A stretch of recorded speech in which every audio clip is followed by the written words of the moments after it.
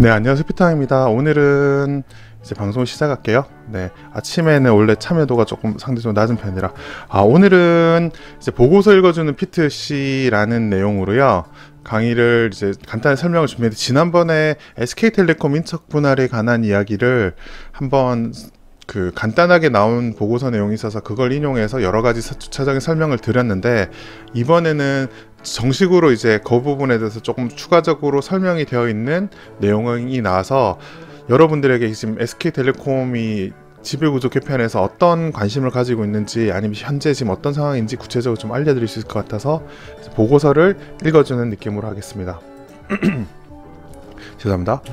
자, 그래서 보고서는 어제 날짜죠. 12월 12일 날짜로 이제 하나금융그룹에서 인적 분할 가능성 높아지고 있다는 점에 주목할 시점이다 라는 보고서가 나왔고요. 지금 방송 밑에 이제 설명란에 보면 보고서 원문 링크도 보내드렸으니까 나중에 원문도 한번 천천히 한번 읽어보시면 좋을 것 같아요. 기존에 이제 제가 했던 방송을 따라오시는 분들은 이제 내용을 이해하는데 상대적으로 좀 수월하지 않을까 하는 생각이 듭니다. 지금 이제 그림 위를 보면은 현재 이제 SK가 지배구조가 이런 식으로 바뀔 거다라는 예측치가 이제 가장 유력하다라는 이야기가 나오는데요. 지금 SK텔레콤을 인적 분할을 해서 두 개로 쪼개서 확대해 드릴게요. 두 개로 쪼개서 이제 SK홀딩스랑 SK텔레콤으로 사업 자회사 이렇게 두 개로 쪼갤 것이다 라고 SK홀딩스를 중간 지주회사, 보통 보면 이게 가능한 이유가 그 정유 쪽이 정유에너지 쪽이 SK이노베이션이 중간 지주회사를 있기 때문에 아마 비슷한 형태로 가지 않겠느냐라는 이제 전망이 좀 상대적으로 우세한 거고요. 그 다음에 그 안에 이제 뭐 플래닛컴즈는 뭐 상대적으로 덜 중요한 상황이고요. 이제 자회사로 딸리는 게 분할된 SK텔레콤, 그 다음에 유선 사업을 하는 SK브로드밴드, 그 다음에 텔링크 등 있고, 그 다음에 중요한 건 하이닉스죠. 하이닉스 지분이 이제 여기서 중요하게 이쪽으로 자회사로 들어간다는 내용인데요. 실제로 지난번에 보여드렸던 이제 연초 지배구조를 보면 SK가 SK텔레콤 25% 넘게, 그다음 하이닉스 지분은 20.1% 정도 들고 있는 이런 구조를 보이고 있다고 말씀드렸잖아요. 예, 그런 상황에서 이제 분할을 해서 이렇게 SKT 홀딩스 아래에 이제 다 두는 형태로 바뀌지 않겠느냐라는 이제 이야기가 나오고 있습니다. 그래서 이렇게 바뀐다면 이제 왜 뭐 근거나 현재 상황에 대한 이야기가 나오는데, 이 부분은 좀 여러 가지로 생각할 부분이 있는데요. 이제 요 이야기는 한번 알아두면 지배구조 개편할 때 여러 가지로 도움이 되니까 제가 코멘트를 옆에 달아놨습니다. 일단 대주주 지분율이 낮고 소액주주 반발시 추정 통과를 장담하기 어렵다라고 이제 이야기를 하는 게, 아까 지배구조도를 봤지만 25% 정도 들고 있어요. 그래서 이제 실제로 인적 분할을 하려면 주총에서 특별결의를 해야 되는데 3분의 2 동의를 받아야 돼요. 지난번 삼성물산 합병권에도 봤듯이. 그렇기 때문에 이제 이게 일반 소액주주가 찬성하지 않고서는 이 방안이 진행되기 어렵다라는 게 하나 있고요. 두 번째는 규제산업 그 다음에 정부 국회 등이 정치권이 반발할 경우 어렵다고 하는 이유는, 지금 현재 이제 상법 개정안에 자사주 신주 배정 금지안이 올라가 있어요. 통과는 안 됐고 아마 금방 통과될 것 같지도 않은데, 문제는 뭐냐면 그렇기 때문에 빨리빨리 진행할 거다라는 설이 있음에도 불구하고 SKT는 정부의 규제를 받기 때문에 정부에 밑보여서 좋을 게 하나도 없어요. 그래서 무리해서 진행하는 건 쉽지 않을 거다라는 이야기가 좀 이제 그런 건 고려할 가치가 있고요. 그 다음에 뭐 지분 예상 비율이 저렇게 나온다는 이야기는 분할 비율에 따라서 이제 관련되는 부분인데, 뒤에 이제 설명이 나오니까 간단하게 한번 보고요. 그 다음에 SK 네 번째인데, SK와의 합병을 전제할 경우에 SKT 기존 주주가 이제 기업 분할을 한 다음에 합병하는 거를 별로 좋아하지 않을 수 있다라는 이야기인데, 뭐 그럴 수도 있고요. 또 반대로 지금 상대적으로 SK 주주로 하면 그런 오너 경영인 이제 일가의 지분도 포함하기 때문에 그게 이제 희석될 우려를 반대로 걱정할 수 있기 때문에 뭐 그런 부분도 같이 고려해야 될 수 있습니다. 이렇게 네 가지가 있는데, 요 네 가지가 이제 좀 현재 고려해 볼 만한 사항인 것 같아요. 이런 것들이 어떻게 진행냐에 따라서 뭐 속도가 빨라질 수도 있고요, 뭐 생각보다 많이 늦어질 수도 있고, 뭐 그런 상황인 것 같습니다. 제가 좀 코가 좀 막힌 것 같은데요. 양해 부탁드릴게요. 코맹맹이 소리가 나도. 그 다음에 죄송합니다. 콜을 간단하게 좀 해결을 하고 오겠습니다. 네, 돌아왔습니다. 자, 그래서 그림 3에 보면은 SK홀딩스 지분이 어떻게 변화될 거냐인데, 여기 보면 한 경우에 따라 아까 앞서 보면 한 60% 정도까지 올라갈 수도 있다는 이야기인데, 이거는 일단은 밑에 주석을 보시면 중요한데, 주석에서 SKT랑 SK홀딩스를 7대3 정도로 해서 30% 지분만 이제 쪼개서 나눠 가지는 걸 가정을 하고요.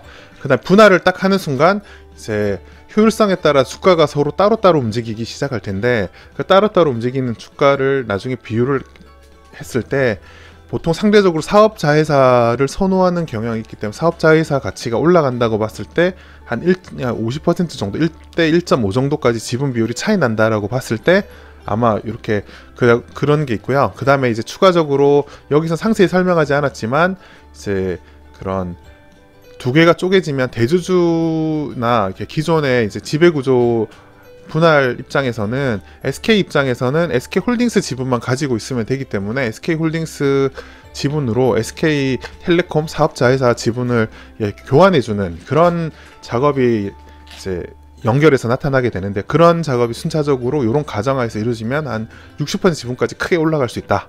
뭐 그런 이야기를 설명하는 거고요. 요거는 뭐 가봐야 아는 건데, 일단 보통 뭐 특정한 상황 가정에서 뭐 한 맥시멈 요 정도까지 가능할 거다라는 뭐 그런 뜻으로 이해하시면 될 것 같아요. 60%면 굉장히 높은 겁니다. 예. 그리고 SK텔레콤 인적 분할 시 시가총액 가정하는 게 나오는데요. 그림 4에 보면 여기서 신경 써야 될 거는 SK 하이닉스 가치예요. 지금 SK 하이닉스 가치가 지금 그 오른쪽에 현재는 시총이 한 22조 정도 되는데, 인적 분할하고 나면 12조라고 했는데, 저 이유가 뭐냐면 지금 현재 자본 구성을 보면 그 SK 하이닉스 지분이 10조가 좀 넘어요. 그래서 지금 현재 저 정도 되기 때문에 한 절반 정도 차지하고 있기 때문에 그 가치가 이제 따로 부각이 계산돼서 부각되기 시작하면은 전체적으로 가치가 좀 더 올라가지 않겠느냐는 가정을 하는 건데, 뭐 그 재무제표나 회계적인 상황을 봤을 때도 충분히 뭐 저 정도인지는 정확하게 모르겠지만 충분히 상식적으로 있을 수 있는 가정이라고 보이기도 합니다. 자,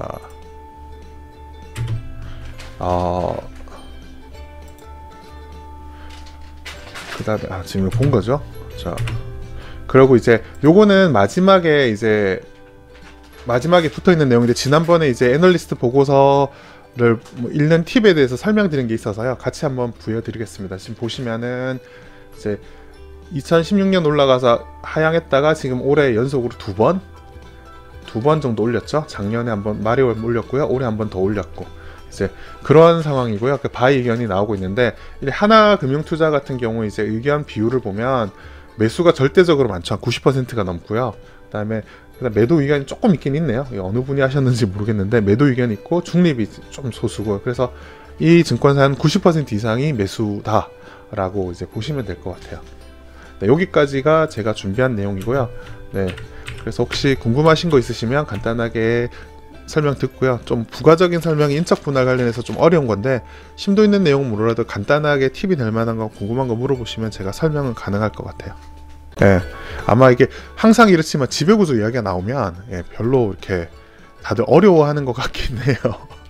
그래서 뭐 출근길에 아침에 어려운 이야기 하긴 그런데, 그래도 시기가 보고서가 막 나왔을 때 한번 리뷰를 해드리고 비슷한 이야기가 나왔을 때 한번 해드리는 게 괜찮을 것 같아서 그냥 후라락 준비를 해서 설명을 해드렸습니다.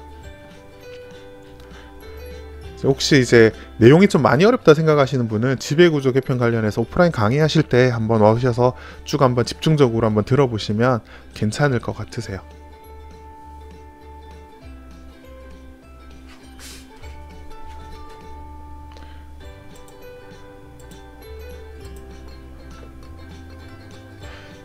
어젯밤에 그 나이트 라이브를 했는데 엄청 많이 들어오셔가지고 수다를 엄청 많이 떨었어요. 그래서 거기 비하면 아침은 되게 조용하죠. 이제 다음에는 가급적 아침 출근 시간에 하는 것보단 저녁에 하거나 해야 되는데, 저녁에는 제가 피곤했어요. 저도 아침 일찍 일어나는 편이라. 예. 그러니까 시간상 대충 생각을 해보시면 제가 지금 이걸 정리한 건 아침에 일어나서 보고서를 쭉 읽어보다가 정리할 만한 내용 있으면 정리하고, 실시간 라이브 스트림을 딱 켰으니까 시간이 제가 언제쯤 일어나는지는 이해가 되시죠? 그런 상황입니다. 밤이 되면 힘들어요. 저도 어제 방송하고 바로 쓰러진 것 같아요. 예, 어제 혹시 이제 어제 방송 듣고 오늘 아침에 또 들으시는 분은 네, 어떨지 모르겠는데 있으신지 모르겠네요. 예. 그 어느 분이 어젯밤에 그 이야기 하더라고요. 마누라 목소리보다 피트왕 목소리를 더 많이 듣는다라고 하는데 네, 이걸 우스갯소리로 받아들여야 될지 뭐 모르겠습니다. 아무튼 뭐 그냥 재밌게 웃으면서 들었습니다. 네, 이제 특별한 내용 없는 것 같고요. 지금 출근하느라 바쁘신 것 같은데 인사도 없고 이러니까 오늘은 대충 여기서 마무리하도록 하겠습니다. 좀 이렇게 관련돼서 지배구조 관련돼서 이야기가 나오는데 좀 이해가 어려우신 분들은 앞에 이제 올렸던 방송 내용들을 한번 살펴보시면 전체적으로 이제 따라오시는데 상대적으로 좀 수월하지 않을까 하는 생각을 한번 해봅니다. 오늘 아침은 여기까지 하고요. 네, 출근하시는 분들 출근 잘 하시고요. 하루 즐겁게 보내시길 바랍니다. 네, 수고하셨습니다. 저는 피트왕이었습니다.